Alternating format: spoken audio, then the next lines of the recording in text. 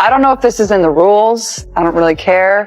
But I think we've already discussed we are going to trade coaches. She just annihilated Cheryl Reeve on national television. Cheryl Reeve, what you think was gonna happen? You are a big hater, and at the end of the day, you are too old to be hating on the face of the league. This is the same woman who despised her last year, saying, I don't give two shits about Caitlin Clark. Firing that coach for the All-Star game, that sent the message to the league. Prepare yourself for one of the boldest moments in WNBA history, when Caitlin Clark delivered a cold dose of payback that could rival a Midwest blizzard. On that unforgettable night, Clark didn't just play the game. She made a statement. Staring down Cheryl Reeve, she effectively said, "Appreciate the past, but your time's up," all while millions tuned in live. And that smile, ice cold and unshaken. If you thought this was going to be your typical feel-good All-Star Weekend story, think again. This wasn't basketball as usual. This was full-blown court combat, and Clark just lit the fuse. Love drama? Crave the chaos? Enjoy a little spicy sports karma? Then go ahead and hit that subscribe button and drop a Coach Karma in the comments, because this is one epic revenge saga you won't want to miss. Bro, she said, I don't know if this is in the rule book. I don't care. Cheryl Reeve's got to get the fuck out of here. The drama is going to come from Reeve having previously been critical on social media about the amount of attention Clark received relative to the rest of the league, not to mention being the coach of Team USA that Caitlin Clark was so famously snubbed from. The same woman who really didn't want her on the Olympic team. She was bent about it, very open about it. Same woman who wore Black Girls Rock while playing Caitlin Clark, insinuating that Caitlin Clark is a racist. So she's going to be, pandering to the audience. Like, I hate that shit, man. I hate people who pander. Picture this. The WNBA All-Star Draft. Usually a feel-good showcase where players swap jokes, keep things light, and act like one big happy family. But Caitlin Clark? She clearly had a different vibe going in. She entered that room like it was already hers, and honestly, who's going to argue? The same player who pulls record-breaking crowds just by showing up was about to shatter something else entirely, Cheryl Reeve's pride. And if you've somehow missed the memo, let's catch you up. Reeve has been throwing shade at Clark since the jump, making it crystal clear she's no fan. Cheryl Reeve, dodged the bullet. Thank God I don't need to coach Caitlin Clark, man. Man, I can't deal with that. I would have had to swallow so much pride, I can't do that. Fee, she probably called in the Fee, talk to Caitlin, please. I can't coach her. I can't do it. This book's about to come out. You know what they're going to be saying if I'm coaching Caitlin Clark and the book's out? Oh, God. Fee, please.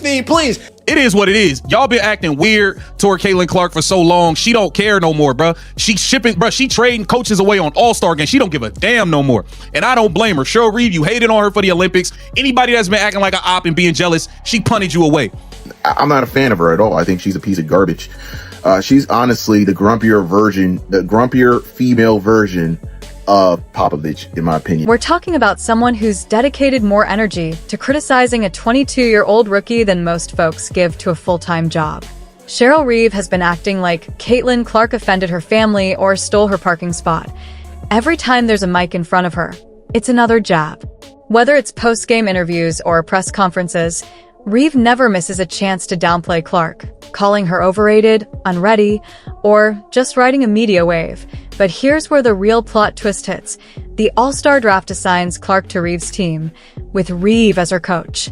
You couldn't script better tension if you tried. It's the equivalent of handing your loudest critic the reins to your party. Awkward doesn't even begin to cover it. The vibe in that room? Unmistakably tense. Everyone could feel it. Something big was brewing. I don't know what's gotten into Caitlin Clark. You are leaning into this bad guy role. I love it.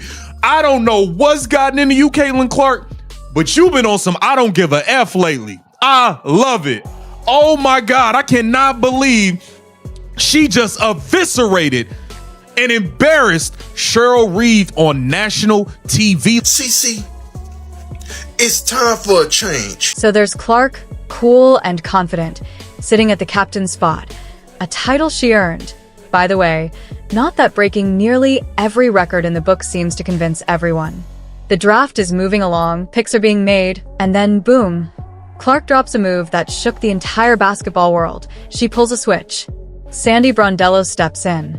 Cheryl Reeve, off the bench. The boldness, the timing, the sheer genius of it. Clark didn't just sidestep her harshest critic. She did it with style, on national television, in front of millions. No backroom deals. No behind-the-scenes whispers. Just straight-up, on-camera history. A polite but powerful, thanks but no thanks.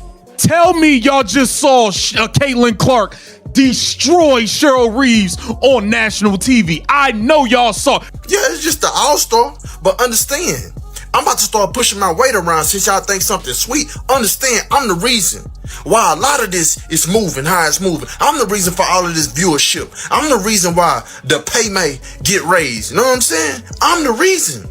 They asked Caitlin Clark, hey Caitlin, are there any player trades you like to make? Nah, I'm kind of set with my team, but I would like to trade coaches. Decided on a reality show. Only this wasn't an island. It was the All-Star team, and Caitlin Clark had just become the ultimate power player. And Reeves' reaction?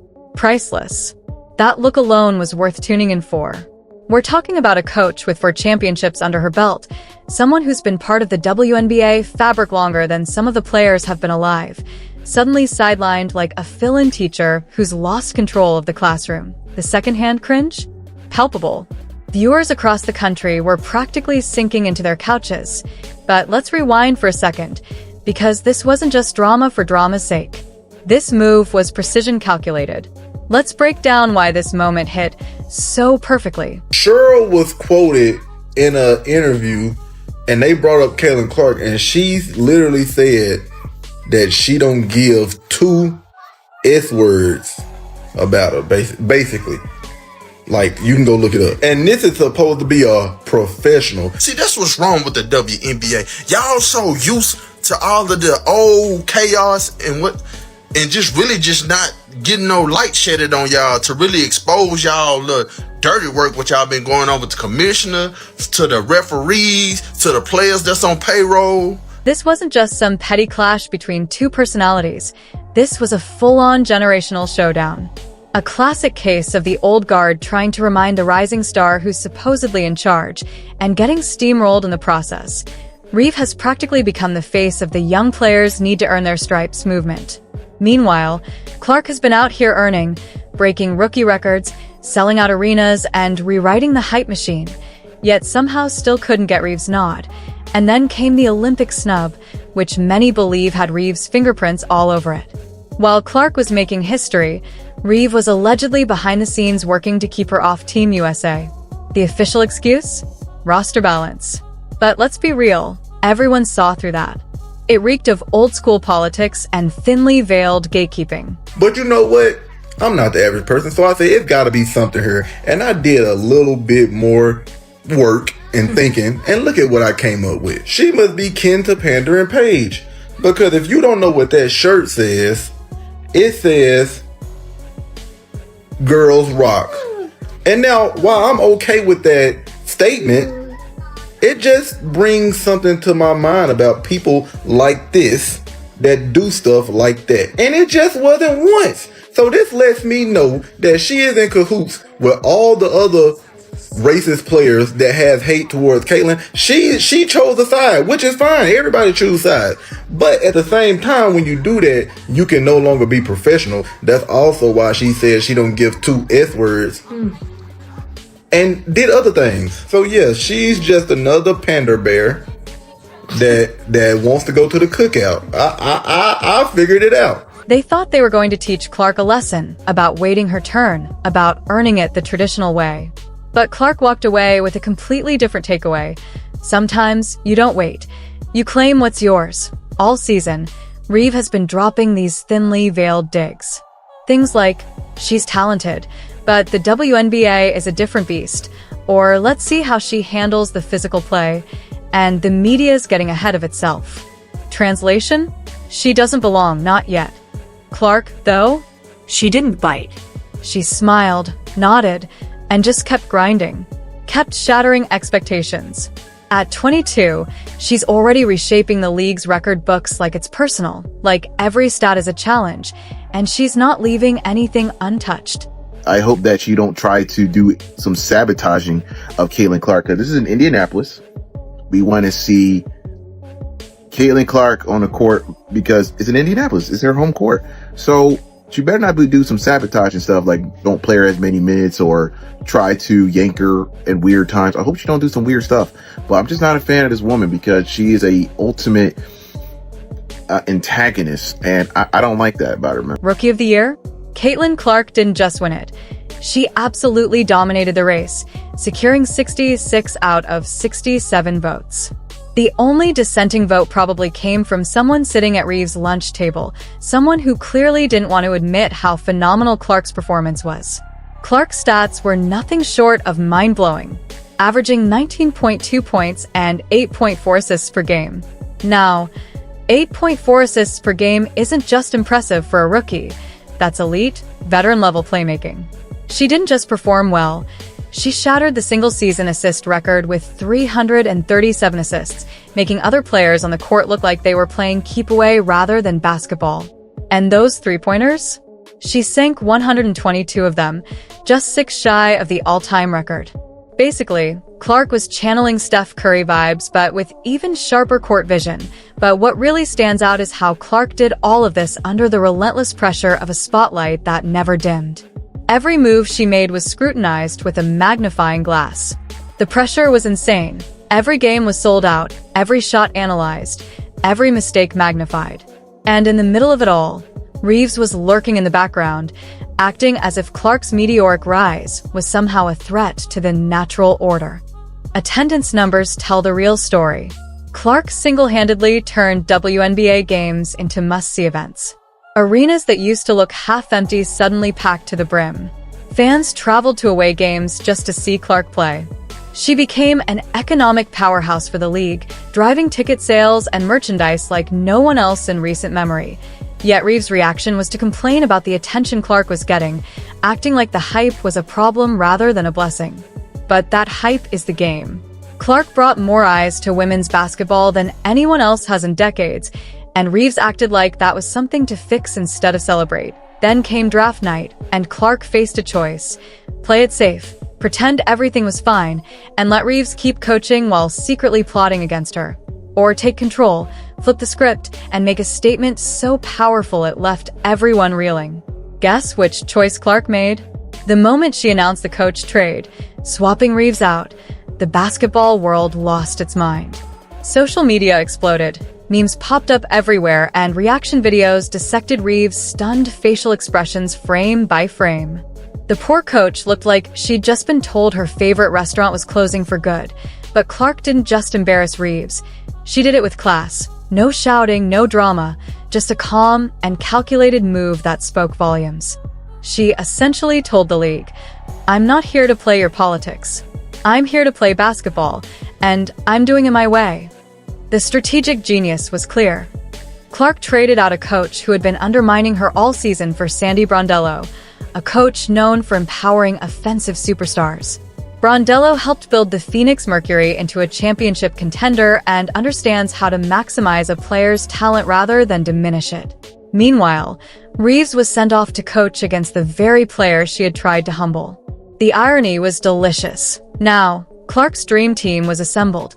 Aaliyah Boston, her perfect running mate who knew how to play off Clark's passes, Sabrina Ionescu, the sharpshooter from Liberty who's been Clark's teammate and supporter from day one, Aya Wilson, the Vegas superstar who recognizes greatness when she sees it, and Kelsey Mitchell, another Fever teammate thriving in Clark's system. This wasn't just a roster, it was a statement. Clark handpicked teammates who actually wanted to play with her, not against her. No egos, no hidden agendas, just pure chemistry. Contrast that with Reeves' new team, where she now had to coach players who probably wondered if they'd be next to be cut or traded. Clark's numbers after the Olympic break got even more ridiculous. Remember, she wasn't invited to represent her country because some people claimed she wasn't ready. Well, after that snub, she came back averaging 23.1 points and 8.9 assists with better shooting percentages, absolutely torching the league. The Indiana Fever went from lottery team to playoff contender in a single season, racking up 20 wins, their best since 2015. Clark didn't just join a team, she transformed an entire franchise. Season ticket sales soared, merchandise flew off shelves, and suddenly everyone wanted to be associated with the Fever brand. That's the impact of a true legend, not some player not ready to take the stage. Meanwhile, Reeves kept throwing shade, downplaying Clark's achievements and questioning if she deserved the spotlight. It was like watching someone complain about the sun being too bright while standing in a desert, a stunning lack of self-awareness. Clark just kept smiling and winning. Every broken record was another nail in the coffin of the not ready narrative. Every sold-out arena was proof that maybe the old guard was wrong about what the league needed. Every highlight reel reminded fans that greatness doesn't wait for permission. The coach trade was the boiling point of months of frustration and disrespect. Clark took every slight, every snub, every passive-aggressive comment, and turned it into fuel. When it came time to make her statement, she didn't just speak. She spoke volumes without raising her voice or losing her cool.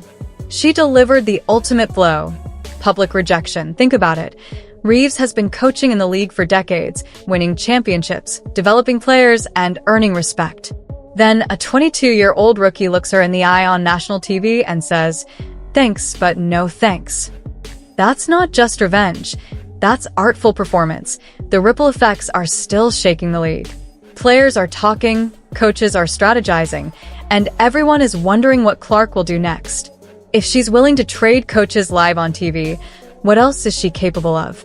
She showed she's not afraid to use her star power to get what she wants, a dangerous precedent for anyone thinking they can push her around. The upcoming All-Star game will be must-watch TV, not just for basketball but for pride, respect, and a changing of the guard. Clark has her hand-picked team and chosen coach. Reeves has motivation and something to prove. The stage is set for the most dramatic All-Star game in WNBA history. Clark thrives in big moments. She delivered in college championships, thrived under rookie season pressure, and now with the basketball world watching to see if she can back up her bold moves, she has another chance to prove she wasn't just ready for the spotlight, she was born for it. Haters said she couldn't handle the pressure. Doubters questioned her readiness.